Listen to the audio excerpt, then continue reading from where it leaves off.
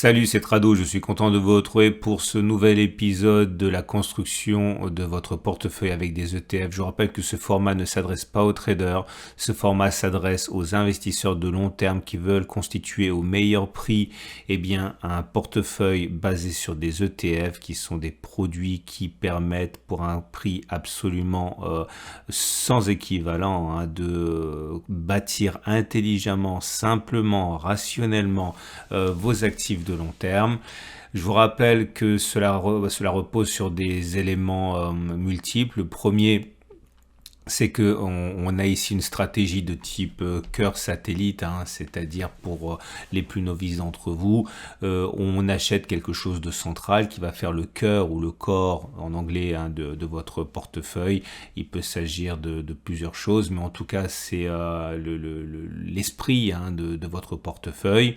Et ensuite on va compléter avec des poches particulières. Ici dans votre exemple, imaginons que vous achetiez un ETF monde avec 70% de votre capital. Vous allez ensuite compléter avec des valeurs de conviction qui vont dynamiser votre portefeuille, par exemple des économies émergentes, le développement durable, du luxe, ou alors on peut mettre moins que 80%, on peut mettre 70, 60, 90%. L'idée est toujours la même, c'est que vous avez un paquebot qui est votre cœur de portefeuille, qui a un ETF très général, et puis derrière vous allez colorer votre patrimoine avec des choses sectorielles ou de conviction qui vont vous permettre de dynamiser vos avoirs. Voilà. Cela étant dit, je vous rappelle pour terminer que ça repose sur l'accumulation rationnelle, qui est la méthode que j'ai mise en place pour améliorer la stratégie dite de DCA, Dollar Cost Averaging, qui consiste à acheter tous les mois, investir la même chose, la même somme tous les mois. J'ai trouvé qu'on pouvait faire mieux que ça, donc c'est en ce sens qu'il y a des écarts par rapport à la DCA, mais globalement c'est le même principe, celui d'une accumulation progressive, mais au lieu de le faire à intervalles fixes, on le fait sur des niveaux intéressants. Et on passe donc aux ETF de fonds de portefeuille avec cet ETF Monde 23 pays développés qui bondit et se libère du potentiel de blocage que l'on avait. À bien y regarder, même si la hausse paraît déraisonnable pour certains depuis quelques semaines, voire quelques mois, il faut bien comprendre que cela faisait depuis novembre 2021 qu'on n'avait pas réussi à inscrire des records, ou encore si vous préférez, entre fin 2021 et fin 2023, 2 ans, on a latéralisé. Et donc, à partir de là, si on considère que l'on évolue par cycle et que, suite à des consolidations, on a finalement des nouveaux départs de tendance, ce qui se passe actuellement est plutôt, il faut l'avouer, anormal de plausible. Et comme on peut le voir, on est maintenant très loin de la zone d'accumulation rationnelle. La précédente zone d'accumulation rationnelle qui a été exploitée, c'était celle-là, 416-404. Et maintenant, il faudrait regarder pour les 440-430 pour accumuler, c'est-à-dire qu'il faudrait attendre que l'ETF Monde 23 pays développés baisse de 7 à 9%. Okay. Et c'est pareil pour l'autre ETF Monde que vous plébiscitez, celui des 23 pays développés, 24 pays émergents, donc plus large. On s'est libéré de la résistance. Il faudrait maintenant attendre un retour sur les 185-180 pour avoir la prochaine zone d'accumulation rationnelle. Donc ça veut dire une baisse là aussi supérieure à 5% pour être précis, 6%. La précédente zone d'accumulation rationnelle qui a été exploitée, c'était celle des 167-111. On ne sait pas si on va y retourner. En tout cas, on est d'accord sur le fait que les choses se présentent plutôt bien pour ceux qui ont accumulé. Alors, je vais préciser quelque chose, et ça c'est valable pour tout ce qui va suivre. On m'a posé beaucoup de questions par rapport à une sorte de, disons-le franchement, une sorte de panique haussière. On m'a dit, ouais, Trado, moi je veux bien, mais et si on ne revient pas pendant une zone d'accumulation avant 3-4 mois, qu'est-ce que je fais avec, entre guillemets, tout ce cash ? Je pense que si vous n'êtes pas à l'aise avec l'idée de voir les cours s'envoler et ne pas pouvoir accumuler d'ici plusieurs mois, vous pouvez totalement tout simplement fragmenter, hein, c'est-à-dire sur une partie de votre patrimoine, disons par exemple les fonds de portefeuille, comme ça. Vous pouvez faire de la DCA classique, donc tous les mois vous accumulez, le 1er du mois ou le 15 du mois ou le 18 du mois, ça n'a pas d'importance. Comme ça, vous êtes sûr quelque part que vous participez à l'envolée si envolée il y a. Et sur la partie qui serait ETF de conviction, hein, coloration de portefeuille, ETF satellite, eh bien vous pouvez par contre utiliser la méthode que moi-même j'utilise, qui est la méthode sur les zones d'accumulation rationnelle. Donc en faisant les choses de manière caricaturale, si tous les mois vous avez un potentiel d'investissement, d'épargne et d'investissement de 100 euros, eh bien 50 euros vous pouvez les investir tous les mois à date fixe sur de l'ETF Monde par exemple, et 50 euros seront systématiquement capitalisés tous les mois jusqu'à ce que l'on revienne sur une zone d'accumulation rationnelle. Donc par exemple, s'il ne se passe rien ce mois-ci, eh bien le mois prochain, vous savez que vous avez un potentiel d'épargne de 100 euros. Et si encore le mois prochain, il ne se passe rien, eh bien la prochaine fois, vous pourrez investir 150 euros, etc. Comme ça, vous êtes rassuré par rapport au fait que vous participez quand même au meilleur des deux mondes, hein. Voilà, je referme la parenthèse. Et c'est vrai que si on n'a pas accumulé là, eh bien, cela fait depuis plus de 5 mois qu'on n'a pas investi, hein, et donc il est légitime quelque part de se dire qu'on peut couper la poire en deux, hein. Cette iShares là a les mid-cap également, donc 23 pays développés, 24 émergents et également les capitalisations moyennes. Prochaine zone d'accumulation rationnelle, 67 euros. Vanguard, notre fameuse ETF tout en un avec des actions, des obligations, des mid-cap, des économies émergentes, des bons du trésor, etc. On est en zone d'accumulation rationnelle. On est revenu sur la zone d'accumulation rationnelle ici, sur une zone d'accumulation, c'était le 1er janvier et depuis rien du tout, hein. 27,5, 27,2 pour la prochaine zone d'accumulation rationnelle. Là, ce n'est pas un ETF, c'est un indice, hein, c'est l'indice World sans les États-Unis, pardon. Et c'est pour ceux qui veulent mettre cela plus un SP500, par exemple, et on voit qu'on n'est pas du tout sur zone d'accumulation rationnelle. Au contraire, on est sur résistance. Et là, on voit bien que ce sont les Américains qui tirent le monde, en fait, hein, vers le nord, hein. Les émergents, notamment, sont toujours confinés sous résistance.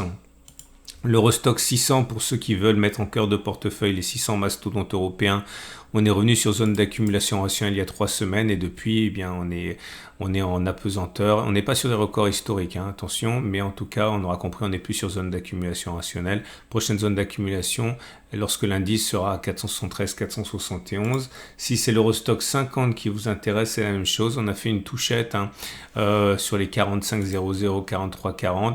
La grosse zone d'accumulation qui nous intéressait, c'était celle-là, 42,20, 39,80. Et depuis, on peut se demander si on reviendra jamais sur cette zone des 42,20, 39,80. Hein.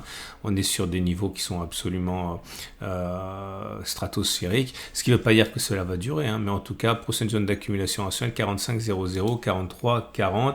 SP500, donc pour ceux qui voudraient mettre l'indice phare américain en cœur de portefeuille, vous l'aurez compris, on n'est plus sur zone d'accumulation rationnelle, on est sur des records historiques. Prochaine zone d'accumulation rationnelle, 48,20, 47,70, donc si les cours descendent à 4%, et puis la prochaine ici, si les cours descendent de 9%.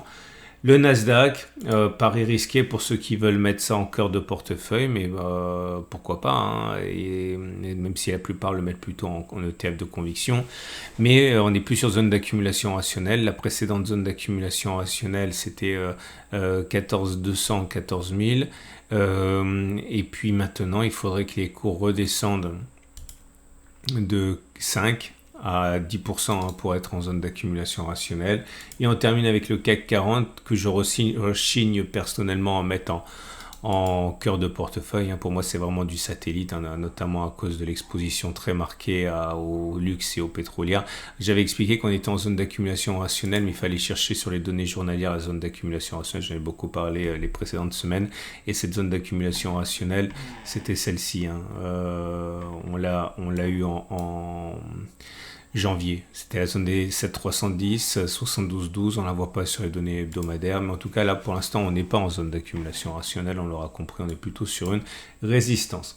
On va donc passer maintenant aux ETF de conviction. Je vous rappelle que vous pouvez retrouver tous les ETF dont je vais parler et tous les ETF dont j'ai parlé sur la plateforme de Trade Republic, qui est la plus grande plateforme d'achat d'ETF en Europe. C'est allemand, c'est régulé par la BaFin, des millions de clients, des milliards sous gestion. C'est une banque avec une carte de paiement. Bref, n'hésitez pas, c'est mon choix pour ma méthode et vous avez un lien en dessous de la vidéo si vous voulez découvrir leur catalogue de produits et ce que vous pouvez gagner en travaillant avec cet ETF. Je rappelle 0 à 1 euro de frais de transaction selon votre formule.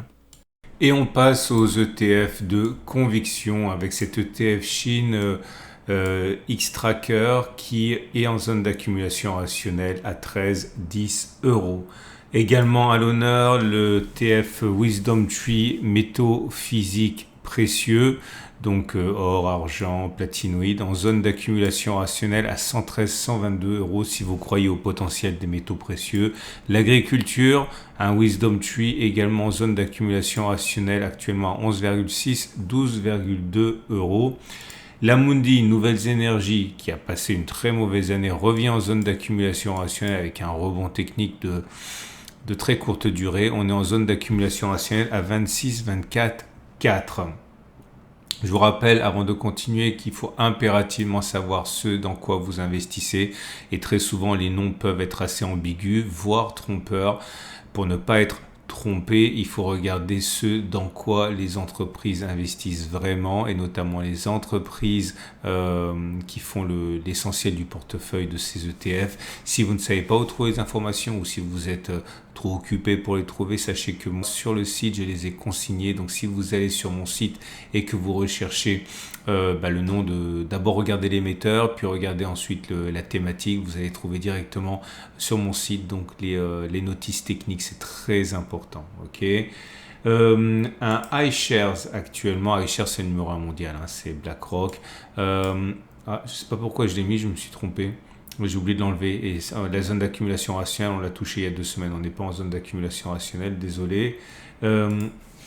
L'Amundi PER, celui-là, effectivement, c'est un économie émergent avec la spécificité rentrée dans l'enveloppe fiscale du PER en zone d'accumulation rationnelle à 25, 17, 9.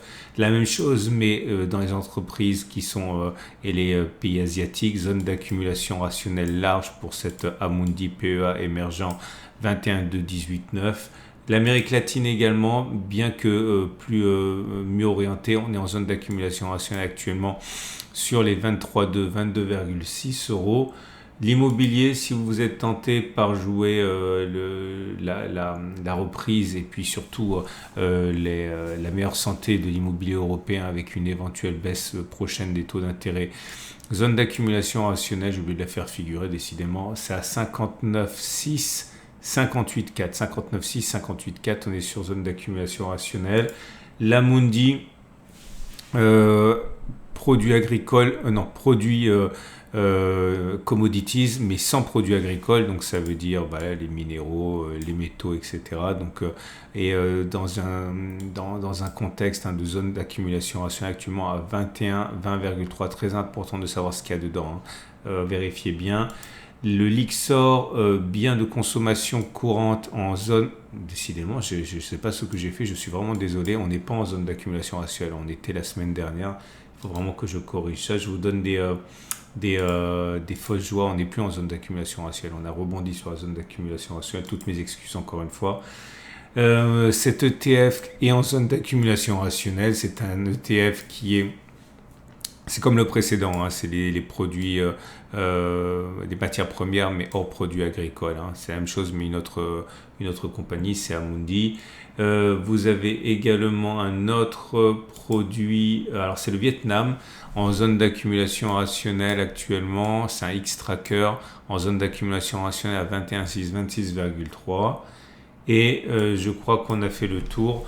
Juste pour mémoire, j'ai rentré un nouvel ETF sous surveillance. Il n'est pas en zone d'accumulation rationnelle, mais on risque d'y aller. C'est un ETF qui s'appelle Millennials et qui a ceci de particulier. Il a une thématique basée sur les dépenses de la génération qu'on appelle milléniale. Donc vous allez retrouver voilà, des choses comme Netflix, les biens de consommation comme Starbucks, etc. Bon bref, ce qui fait la consommation et des millennials, ça pourrait éventuellement vous intéresser. Hein. Voilà, on en a terminé. Je vous rappelle encore une fois que si vous voulez passer à l'acte et que vous cherchez un broker, un courtier qui vous propose des tarifs intéressants et également un énorme choix, vous pouvez passer par Trade Republic, vous avez un lien en dessous de la vidéo, ça fait vivre tout simplement hein, le site si vous utilisez ça. Vous avez également la possibilité de retrouver, je l'ai dit, hein, toutes les notices techniques sur mon site et n'oubliez pas non plus que si vous allez sur ma chaîne YouTube et que vous allez sur l'onglet communauté, eh bien, je mets en temps réel lorsque l'on arrive sur une zone d'accumulation rationnelle avec un ETF. Ça pourrait vous intéresser parce que ce qui arrive un mardi n'est peut-être plus valable 3 jours après. Okay, donc, pensez à aller tous les soirs si vous avez le temps sur mon site, sur ma chaîne YouTube, onglet communauté. Excellente journée à vous et à la semaine prochaine pour la mise à jour. Pensez à liker ce format si vous l'avez aimé. Ça me fait toujours plaisir.